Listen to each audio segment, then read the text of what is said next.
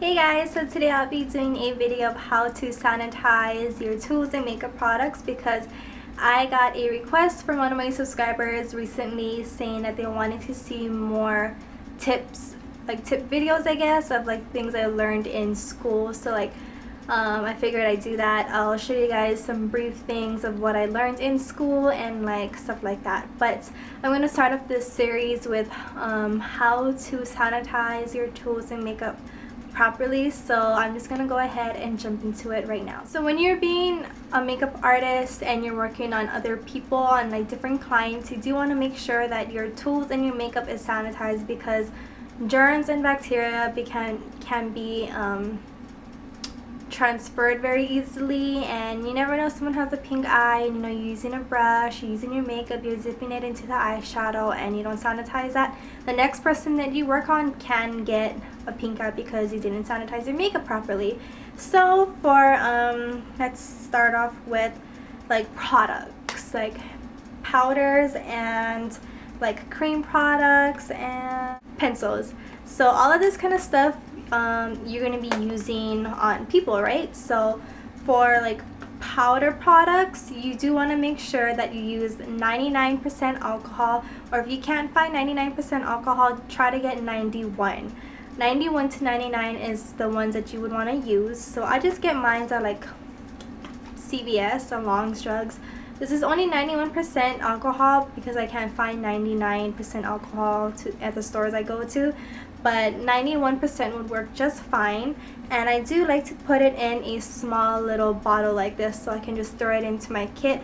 This little bottle you can find at like drugstores, but this one is from Mud Makeup Designer. It came with our kit, so I just leave it in there and I label it that it's alcohol with like a red stripe.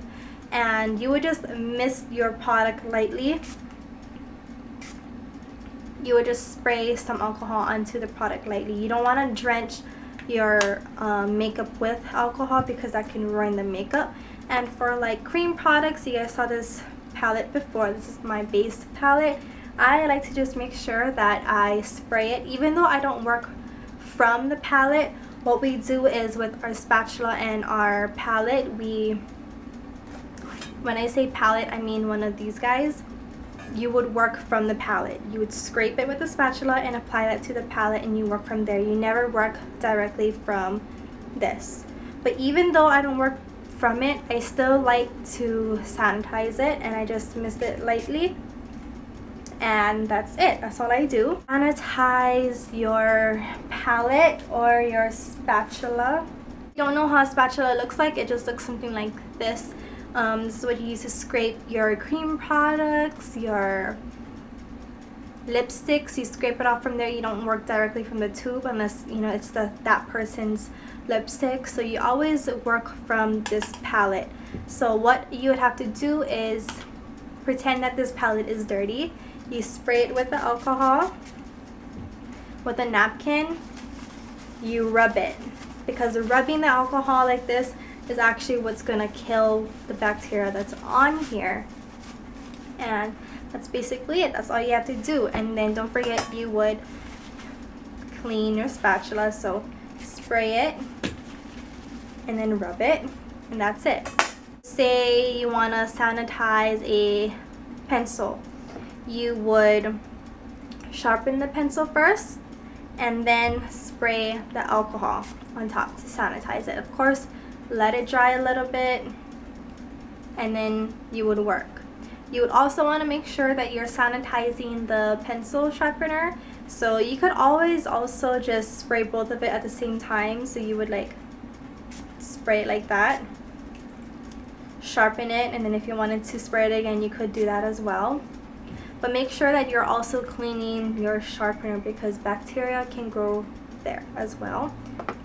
And if you didn't know, bacteria grows in warm, moist areas. To clean your brushes, you would want to make sure that you're using a professional brush cleaner. The one I like to use is the Japanese makeup brush cleaner, and you can find this at certain beauty supply stores. I know Sally's doesn't have this, so I think I got mine at, if you live in Hawaii, I'm pretty sure Aloha Beauty has it, and this one in Kapolei has it. But just search up Japonesque, or you can call places and ask them if they sell it before even going there.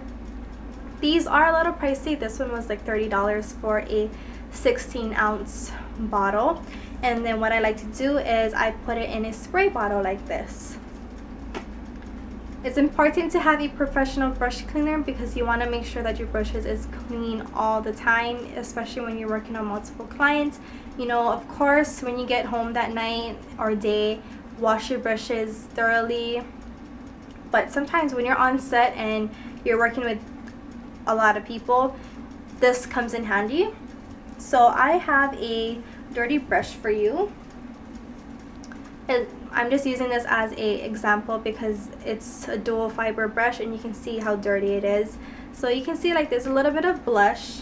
All you have to do is spray it. So I like to spray it like that, and then with a napkin just work that in there.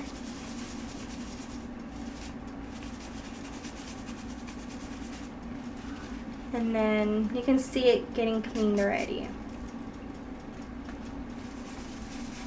So you work it in and you spray that cleaner on, your brush is clean. And you don't really have to wait for it to dry because this dries really fast. Also, what I do like to do is in my brush set or brush little roll thing, with the alcohol, after everything is cleaned, you can tell that my brush is clean already. I'm really anal about clean brushes. I like to make sure it's clean and ready to go. But I also like to just take my alcohol and spray it.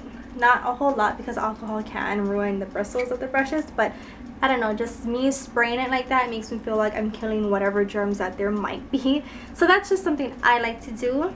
Hands are sanitized because you're working on clients, and honestly, when you're working on a client, once you like say touch your face, like right now I'm gonna touch my face because like something's like tickling my nose, and I was working on a client, I would not work on them again until I sanitize my hand and clean my hands. So having a waterless hand sanitizer like this one, just go ahead and pop some into your hand and rub it into your skin, let it air dry, and then I will continue working on my client. If you don't have this near you, you can always take your alcohol that's in the spray bottle, spray your hands, rub them together, and then continue working on your client.